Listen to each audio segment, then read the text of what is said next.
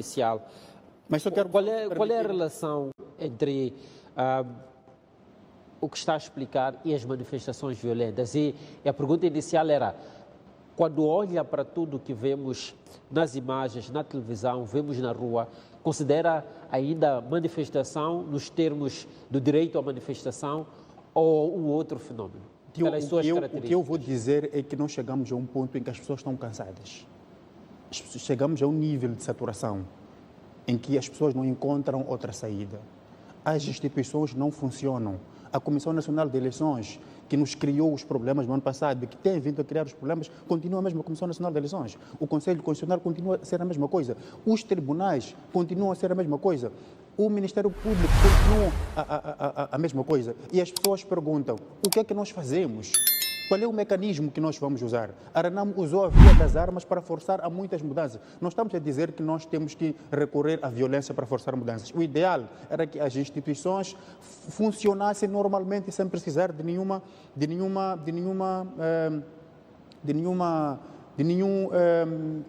como é que eu digo? Uma pressão. De nenhuma pressão como isto que estamos a ver agora. O ponto aqui central, eu digo, estou preparado para receber todo tipo de críticas, o ponto mesmo é que o povo chegou a um ponto prefere em que diz não que dar ninguém mais classificação alguma ao que está a acontecer.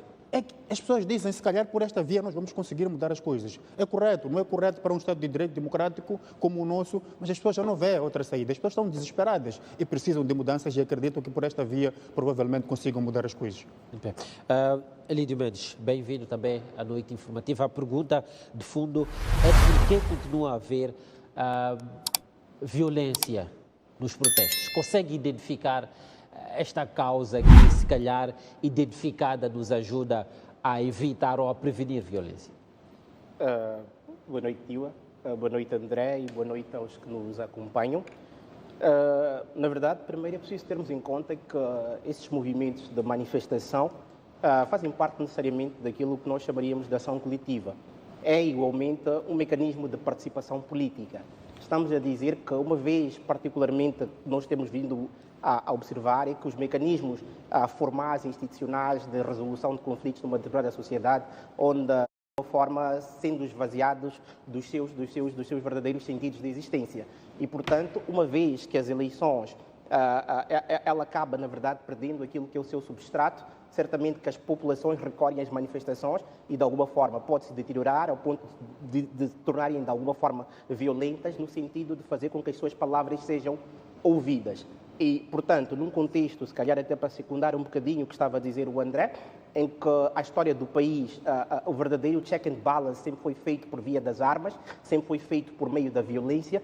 Claramente que manifestações tidas essencialmente como bastante pacíficas, elas em algum momento não atingem, na verdade, aquilo que é o ponto central que se pretende, que é pressionar as autoridades públicas. Nesse contexto, certamente que as coisas acabam desembocando, de alguma forma, em violência. E, portanto, o grande problema para que esta violência até exista e se perpetue, certamente, é o fato da própria gestão deste processo de manifestação estar sendo feita de uma forma totalmente errônea. Estamos a dizer que a reação da polícia acaba sendo uma espécie de gasolina no meio de um fogo que, na verdade, é trazido pela população. Portanto, respondendo à pergunta que colocamos, diríamos que continua a haver violência, se compreendo bem a sua perspectiva, por causa da forma como a polícia se posiciona? Eu tendo a pensar por esta via, porque o grande problema é que já existe uma cólera, existe uma insatisfação coletiva. E a forma como esta insatisfação coletiva é colhida pela polícia, no sentido de ser reprimida, onde a polícia deixa de ser vista como protetória e a população encara como opressória, certamente que isto vai gerar hostilidades coletivas e, consequentemente, gera-se vamos lá dizer, tombar do caldo. E, portanto, o caldo acaba desmoronando e a questão que a gente vai perceber é a violência. De forma resumida, para dizer é que a forma como a polícia está a lidar com o caso, se calhar agora é aquela questão das medidas, vamos lá dizer, muito mais acentuadas, que teria dito, na verdade, o ministro do Interior. Se calhar isto, de alguma forma, é que está a levar que as populações, de alguma forma, se tornem cada vez mais violentas, as manifestações se tornem violentas e extremas. Pois, na última fase, Lídio Mendes, que coincidiu com o jogo que foi realizado pela Seleção Nacional no Estádio Nacional do Zimpeto, viu-se pouca polícia na rua durante as paneladas no período da noite e até houve quem questionava onde é que estava a polícia. Ainda assim, houve violência, violência na perspectiva de viaturas das pessoas que passavam pelas ruas, em algum momento eram vandalizadas, estabelecimentos também eram vandalizados. Volto com a pergunta, é efetivamente a presença da polícia que causa violência nos protestos, buscando o exemplo nesta fase que mencionei? Sim, olhando para esta fase que mencionaste, na verdade, acho que é preciso clarificarmos aqui uma coisa. Não estamos a dizer que é a presença da polícia, mas é a reação da polícia. Porque a polícia, quando está presente nas manifestações, defendendo certamente aquilo que é a proteção dos bens públicos, a integridade física das pessoas e tudo o resto, isto não leva a nenhum problema. Mas, em algum momento, a gente repara que, vamos lá dizer, mesmo que a polícia ela não esteja presente do ponto de vista mais identificável e, por exemplo, aparecem certamente por outras vias, a paisana e tudo o resto, isto leva certamente a episódios de violência. Agora, é preciso também reconhecer que todas as manifestações aparecem indivíduos que vão se aproveitar daqueles momentos. Estamos a falar que estamos num contexto de penúria coletiva, num contexto de precariedade extrema, onde as pessoas, muitas delas, no contexto moçambicano, sobretudo os jovens, não têm expectativas da vida, não têm, vamos lá dizer, esperança nenhuma e, portanto, encontram nessas manifestações, igualmente, um meio de expropriar ou distrair aquilo que, na verdade, elas não podem ter de forma comum. E daí que algumas pessoas vão, de certa forma, assaltar lojas para terem acesso a bens que elas em condições normais deviam ter e não têm, e, portanto, vão adquirindo neste contexto de manifestação como... Se há aproveitamento, então podemos assumir que muito dificilmente poderemos ter protestos ou manifestações sem violência, seja na perspectiva de cidadãos a serem feridos, seja na perspectiva de bens ou património a ser atacado. Absolutamente. É praticamente impossível dizer que nós possamos dizer que podemos ter manifestações sem violência num contexto em que não se controla necessariamente os próprios grupos, na verdade, dos manifestantes. O próprio Venâncio, embora ele tenha uma palavra de ordem, no final do dia, quando as coisas começam a decorrer, ele não tem controle daquilo que realmente acontece. Ele dá uma palavra de ordem e, portanto, as pessoas seguem, mas depois vão-se criando representações, microgrupos que têm igualmente seus próprios interesses e fazem uso desses momentos de manifestação para, de alguma forma, fazer valer os seus interesses, seja a questão da extorsão, seja a questão seja por via da fiscalização, seja a questão dos assaltos e tudo o resto, porque, na verdade, na nossa sociedade existem indivíduos, como em qualquer sociedade, com condutas desviantes. E esses momentos de manifestação, esses momentos de agitação, são certamente momentos em que essas pessoas, de alguma forma, aproveitam-se para, de alguma forma, extrair os bens das outras pessoas e provocar algum grau de violência. Isso certamente vai acontecer. Pois, André, eu desafiava que o Elídio a recuarmos um pouco para a fase das manifestações que coincidiu com o jogo da Seleção Nacional no Estádio Nacional do Zimpeto, em que havia toque de panelas durante o período da noite e havia também pouca presença, pelo menos do ponto de vista de polícias ou militares vestidos de fardamento que os caracteriza na rua, mas que houve violência, houve vandalização, houve viaturas que foram atacadas, houve violência, mas havia pouca presença de polícia. Nos termos daquilo que dizia no princípio, é que muitas vezes a forma como a polícia reage acaba provocando violência. Pode-se dizer o mesmo em relação a este episódio passado que eu menciono? Não há dúvidas que no meio de tudo isto aparecem aproveitadores. Alguns aproveitadores, mas há relatos de pessoas, de jovens, que são colocados no meio dos manifestantes propositadamente visando manchar esta luta contestatária e criar a ideia de que os manifestantes estão responsáveis pelo caos e estão a atacar infraestruturas económicas, infraestruturas públicas e privadas. Mas, eu repito, no meio disto surgem muitos aproveitadores, mas estes aproveitadores também é preciso buscar enquadramento para eles. Eu fiz o exercício Na semana passada, eu acho que foi sexta-feira ou sábado, saí de casa, fui até a zona do Zimpeto, no momento do pico das manifestações. Foi uma decisão muito arriscada, mas eu fiz. Eu passei por cerca de mais de 6 portagens, a partir da Casa Jovem até... Portagens fala dos locais onde os manifestantes bloqueiam portagens e cobram valores. E se olhas para a faixa etária, ali tens, maioritariamente são adolescentes. E vês que não são pessoas que têm um trabalho como nós temos, não são pessoas que têm uma atividade que lhes garante alguma renda. Vês que, se não são pessoas instrumentalizadas, enviadas para aquilo que eu disse antes, que é manchar esta luta contestatária, são pessoas que, desesperadas porque lhes faltam oportunidades, vê naquele momento mau oportunidade para ganharem alguma coisa.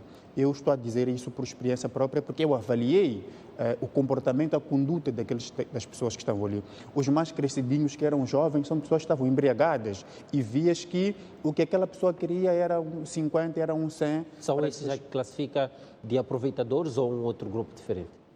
Eu penso que é difícil distinguir no meio do grupo quem é aproveitador, no sentido de buscar algum ganho, exatamente porque o Estado não lhe está a dar esperança. E o outro grupo que é enviado para manchar. É difícil tu dizeres, este foi enviado e este não. Mas se olhas para aquilo, vês claramente que não é o Tiwa, não é o Ilídio, não é o meu vizinho que consegue acordar, ir fazer obras, ir fazer um pequeno negócio que faz aquilo. São pessoas, no fundo, que não têm ocupação. E não podemos. Se o Tomás Vieira Amaro dizia uma coisa muito, se nós temos os vândalos, temos os marginais, é porque o Estado não conseguiu evitar que nós tivéssemos esses vândalos e esses marginais. As políticas públicas não conseguiram evitar que nós tivéssemos esses vândalos e marginais, ou porque as pessoas não tiveram oportunidade de ir à escola, ou porque têm formação, mas não têm espaço no mercado do trabalho. Portanto, de facto, é importante frisar isto. Tens dois grupos ali e, por um lado, tens os aproveitadores, mesmo por falta de esperança, e vê naquilo oportunidade para ganhar algum, mas tens pessoas que não haja dúvidas que estão colocadas exatamente para manchar André, a luta, que é uma luta justa do povo. Os meus dois convidados estão alinhados na perspectiva de que é difícil prevenir a violência, ou pelo menos prevenir que as estradas sejam bloqueadas e que o direito de manifestar de uns viole o direito de outros à circulação. Como é que se evita o caos? Eu questiono isso porque hoje, por exemplo, foi notícia aqui na STV que os postos policiais, 2 postos policiais situados no interior do mercado grossista do Zimpeto e a Secretaria do Mercado foram invadidos, foram incendiados. Na província de Inhambane, no distrito de Inhassoro, um posto policial foi invadido, foi incendiado e os protestantes até apoderaram-se de uma arma, ou 2, pelo menos, do tipo AK-47 da polícia. O mesmo aconteceu no mercado grossista do Zimpeto, onde um cidadão apareceu numa fotografia empunhando uma arma da Polícia da República de Moçambique. O que, se estas armas caem em mãos de pessoas que não querem o bem, pode terminar numa tragédia. Como é que se evita que estes movimentos continuem e se previne o pior? É simples, Tiwa. Olhemos para o caso do Zimpeto, que é aqui bem pertinho de nós. Como é que aquilo tudo começa? É que a polícia chega e encontra jovens, eles tinham feito uma espécie de uma campa. E a polícia ficou chateada com aquilo e partiu para cima das pessoas, disparou e matou uma pessoa. Durante os protestos contra a fraude, nas eleições autárquicas de 2023, eu me lembro de um episódio também, creio que foi em Niassa ou em Nampula, de agentes da polícia que dispararam contra o povo. Por quê? Porque as pessoas tinham também um caixão e depois tinham uma bandeira coberta do Partido Frelimo e a polícia não gostou daquilo e simplesmente partiu para cima dos manifestantes. Onde é que entra a polícia nisso? Por que a polícia fica... também, André, de que a polícia foi obrigada a colocar água sobre a campa que foi criada naquele cenário? Sim, mas obrigar como? A polícia podia simplesmente dizer, irmãos, vejam uma coisa que eu digo que é importante aqui para nós diferenciarmos a atuação da polícia e a atuação do Exército. Eu vou dar mais um exemplo. Há dias, eu acho que já partilhei convosco, eu fui ali para a zona da Rádio Moçambique e cheguei, estacionei. Ao lado, vi 3 agentes da polícia e um militar. Quando eu saí, um polícia veio ter comigo e disse, chefe, estamos a pedir água, estamos com sede. Eu disse, ok, vou tratar um assunto, à volta eu satisfaço o teu pedido. Voltei e tirei do bolso uma nota de 200 meticais, dei ao polícia. Quando entro no carro, vem ter comigo um militar e diz, o que é que está a acontecer aqui? Eu explico, eu dei uma nota de 200 meticais que é para todos, que é para os 3 agentes e para o chefe militar. Ele disse, não é assim que isto deve acontecer. E chamou o agente da polícia, disse, devolva o dinheiro, aquele agente ofereceu resistência, de seguida o militar teve que pedir reforço do colega dele e eles cercaram a polícia, disseram, entrega o dinheiro a este cidadão. Não foi isto que nós aprendemos durante a formação e acredito que não foi isto que vocês também, polícias, aprenderam. A ideia que se tem do Exército, e eu vou tendo esta percepção ao longo do tempo, é de que se o Exército não tivesse saído para as ruas, provavelmente nós já estivéssemos num cenário de caos profundo. O Exército está a ter um papel espetacular, que é de dialogar com as pessoas, que é de mostrar às pessoas, que é de encaminhar as pessoas, que é de organizar as pessoas. Manifestem, mas não destruam nada. E é isto que a polícia não consegue fazer. Então, aqui não há dúvidas de que a polícia está a se mostrar um inimigo do povo. E não é questão só das manifestações. Se tu sais para a rua, a mim, se me perguntas se eu estou a descer pela guerra popular em direção à baixa da cidade, do outro lado tens lojas, tens bancos, tens muitas